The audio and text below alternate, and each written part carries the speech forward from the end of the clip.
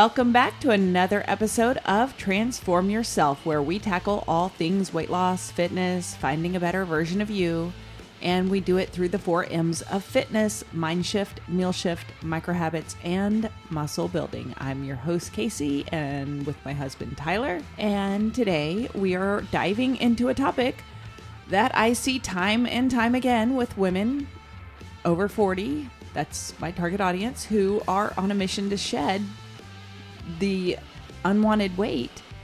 And today it's all about 4 ways that you are overcomplicating weight loss. Wait, are you suggesting that middle-aged women overcomplicate things? Yeah.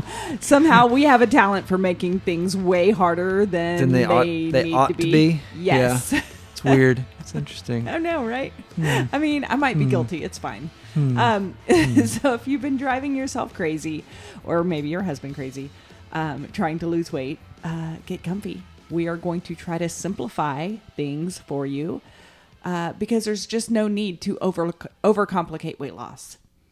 So there are 4 ways we're going to talk about. Number 1, meal timing. This is one meal of the timing. Meal timing. This is one of the this number one of those 1 things questions that I get every time 16, I do it. 8, like you have to eat. You have a 16-hour window to eat. Every time I do a Q&A, it doesn't matter if it's a Q&A in a group challenge, it's a Q&A through like a YouTube thing. Every time I've done one, somebody comes out asking about meal timing, and the question might be, it might be about eating after 8 o'clock, or it might be about just the idea of intermittent fasting. Some of you are out there living your lives by a clock, like you're Cinderella. Maybe you're terrified that if you eat your dinner past 8 p.m., your metabolism is going to turn into a pumpkin. So meal timing is not the magic trick that we think it is. Yeah, where do you think that came from? Because I remember hearing that even when I was growing up, like that if you ate at night, that was how you gain weight. In fact, I remember people saying, well, that's what sumo wrestlers do. They eat a lot of rice before bed. Well, I mean... And I'd imagine that's true. They do that. But for losing weight, it's how many calories do you eat in a 24-hour period? Is it less than what you burned?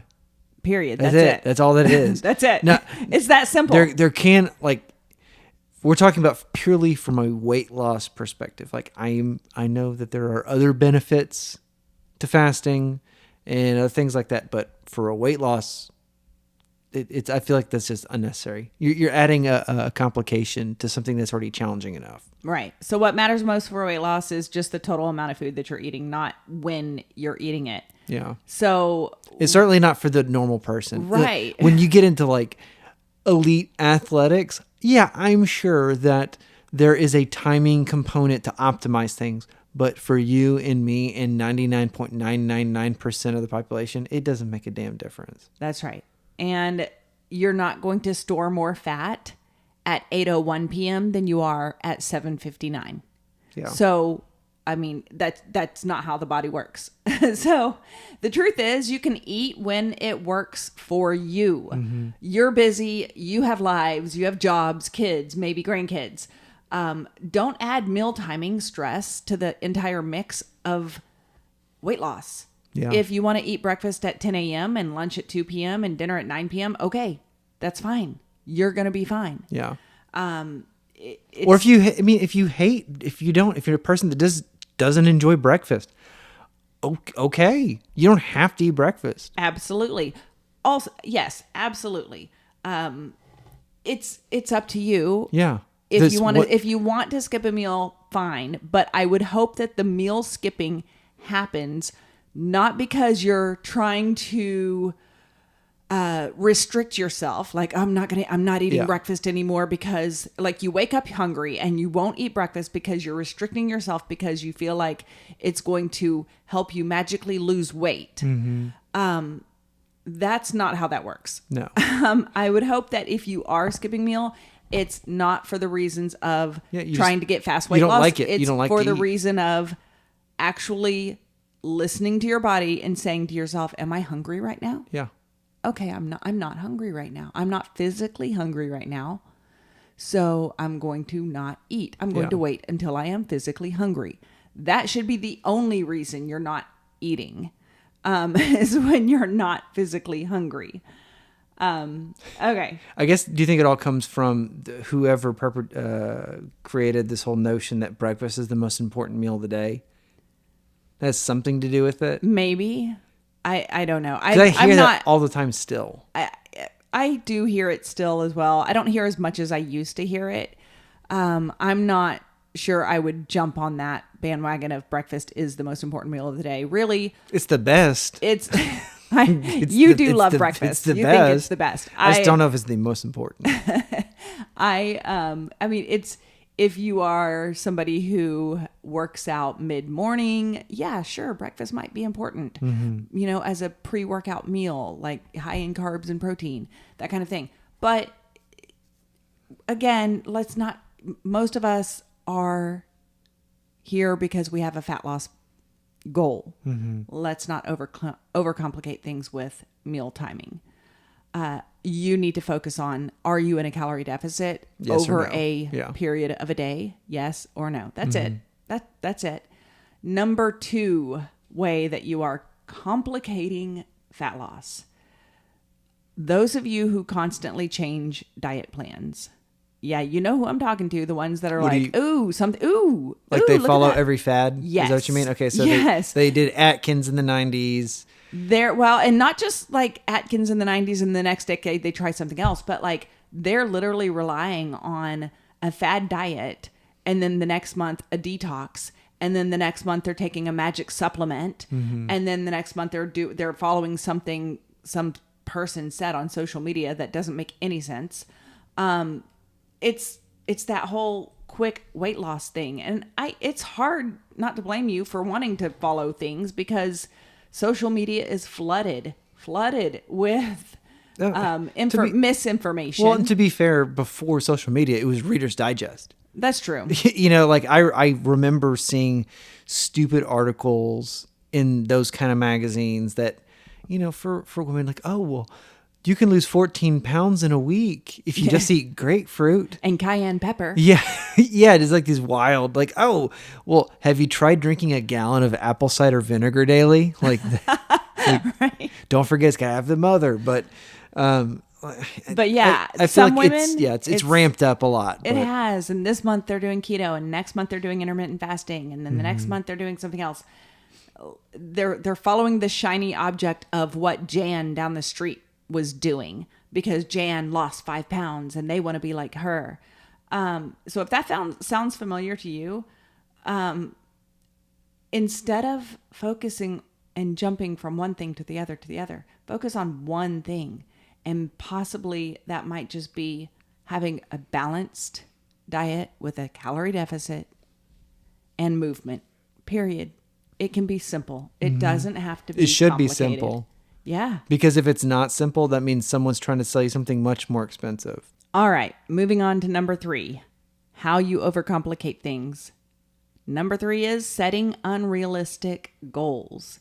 So, Like trying to lose 50 pounds in I mean, it could be that. 50 pounds by springtime. I mean, I have people hop on meetings with me and they're like, hey, Kacy, I've got a wedding next weekend. I need to lose 20 pounds. What can I do? What you got for me, girl? And I'm like, okay, here's what you do. You go and find a super fabulous dress that fits your body right now, that you love, that you feel confident in. And then let's work on sustainable weight loss with realistic goals. Let's not try to lose 20 pounds in a week or two. Healthy weight loss is going to be closer to a half a pound to up to 2 pounds a week. That's what healthy weight loss is. Well, so even 2 pounds. But I guess if you had yeah, I mean, lot so to it lose, depends. Yeah, a lot of women when they first start out will lose 2 pounds a week. Yeah, I could see consistently that. for the first few weeks. It does slow down from there, and then sometimes it might just be a half a pound a week, and that's okay. That's, you know what, that's progress, and man, you can really make way. Give yourself a half couple pound. months. I mean, Yeah. Yeah. It's nothing to shake a stick at. Yeah. So if you've got 20 pounds to lose, then you've got 10 or 20 weeks to work with to be exact. And so it's not a race. Who are you racing? Losing weight at a reasonable pace is so much better for keeping it off in the long term. Mm-hmm. It is realistic. Yeah, because you learn how to live a new kind of lifestyle to where you're not, just going, binging and purging where you're eating Taco Bell every day and then going, well, it's just going to be water for the next 3 weeks. And let's talk about that. The whole binge and purge and it's just going to be water. Let's talk about that. That's called being too rigid with yourself. You're creating strict rules around food or exercise that become impossible to maintain long term. Mm-hmm. And if you try to avoid a specific macro, aka carbohydrates, you're, in keto or something like that. If you have fear around carbs or fats or sugar or whatever it is, name what it is, and you're restricting yourself and you're setting up very rigid rules, then yeah, that's not going to be sustainable for the rest of your life. Mm-hmm. And so one of the questions I consistently ask clients, and I ask it in lots of different ways, is this something that is realistic for you forever? Yeah. And if the answer is no, well, then let's go a different direction. Let's go a direction that it is sustainable forever, because then we're going to be able to make progress continually, consistently, and it's all about being consistent. Mm-hmm. And if you're setting unrealistic goals, whether that's around food or sometimes it's around working out, I see people do that as well, trying to go from 0 to 5 hours a week. That's a lot. That's so much. I had a woman in my current group challenge. She asked me in the comments, or she said something. Maybe she wasn't a question. Maybe it was just a comment. And I think it was something about how she's really wrapped her brain around meal planning and she's made some progress. She's lost some weight, but she just has this barrier about working out. She just really doesn't want to work out. Mm-hmm. She's not looking forward to it. She doesn't want to do it. And you know what? There's so many of you that are listening to this right now. You're like, yes, that's way. Me. Yeah. That you're talking to me. Okay, so you know what I said to her in the comments? I said, okay, great. So let's start here. Why don't you set a goal to do 20 body weight squats and 20 bicep curls every day for not every, and I said in the comments, I said not every day. I said 5 times a week. So I want you to really think about this: 20 body weight squats and 20 bicep curls. That might take, and if she's a beginner, she's going to use like 5-pound weights probably. That might take you 5 minutes to do all of that. Mm-hmm. So what I'm asking is a total of 25 minutes per week. That is very little. That is minimal. It is not adding a lot of resistance to her life. It feels like it's doable. So you could even break up the 20 squats into 5 now, 5 later, throughout your day if you wanted to. And then after doing that for a couple of weeks, maybe you're going to add on a third exercise and then just go from there. So instead of thinking about it as I'm going to go to the gym for an hour, let's think about it in terms of, let's break it into smaller chunks, smaller pieces. Let's think about it in terms of exercises. I'm going to do 2 exercises, 20 reps. That's it. 1 set. Mm-hmm. That's it. 5 minutes, 5 times a week. And I'm very serious when I say this is a place that you can start, because how proud would you be if your goal, you felt like you had a barrier to weight loss and you didn't know where to start, and that was your beginning goal and you met that goal. Well, then you should be very proud that you met that goal. Fantastic. Let's keep making progress. So let's not over obsess or set ourselves up with unrealistic goals. Don't overcomplicate it. And the last one, number 4. Don't keep us waiting. Over obsessing on calorie counting or macro counting. Now, Yeah, most people actually be kind of surprised your opinion about this kind of stuff. I know, because I am the calorie deficit queen, right? So they And assume that you're just- like super retentive about this, but you're really Right. not. Yeah. Well, So- just explain. Okay, so you would assume that the calorie deficit queen, self-proclaimed, would be very obsessive of calorie counting. I am. The only thing I think maybe I obsess about is when I write a cookbook or put out a video, I want to make sure I am as accurate as possible with the calories so that sure. I am giving accurate information to the public, right? I don't want to be off on my calorie counts when I publish information to large masses of people. I don't in my real life over obsess about calorie tracking or counting. Now, I don't want you to get this mixed up with the idea that if you're in a fat loss phase, I am going to ask my clients, I for sure, I do. I ask my clients to track their calories in a calorie tracking app. I even ask them to be accurate, use a food scale, measuring grams, make sure they're tracking every bite of food they eat, including if they pick a piece of food up off their kid's plate and eat that. Make sure you track that. But What about oil for the pan? Yeah, but here's where it gets overcomplicated. Yeah. This is the part, right? So when I was in my own fat loss phase and I had a terrible habit of bites, licks, and tastes off my kids' plates. I totally had that habit. But I knew I should track it. I wasn't over obsessive about making sure, I ate a chicken nugget off their plate. And then I wasn't obsessive about the idea that I had to go find what brand chicken nugget that was.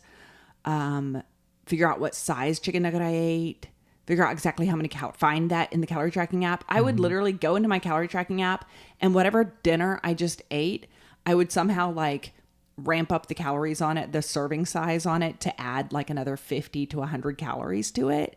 It wouldn't even be the food that I ate. It would just be me adding calories to my log so that I made sure it was accounted for. Yeah. That's it. It wasn't trying to make it exactly that food that I ate.